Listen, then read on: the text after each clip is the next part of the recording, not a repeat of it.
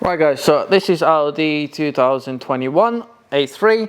Just a quick video. As I removed the bumper, I just wanted to show people a few locations and done quick videos.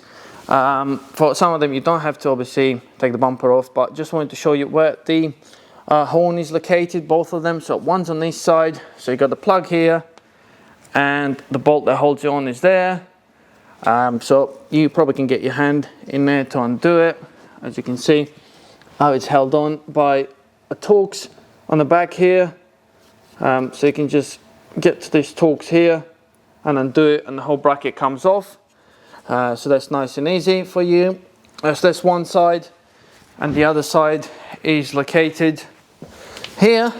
So again, Torx on this side, and you'll be able to get to it by just getting the cover out of the way or undoing obviously the bottom part of the bumper and getting your hand in there. Just undo that and that will drop. Just unplug it and unclip it from there, and job done in case you're trying to replace one. I hope you enjoyed this video. Just a little help for you, just so you know where it's located. If you did enjoy the video and found it helpful, give us a like, comment below and subscribe to my channel. Have a good day. Bye.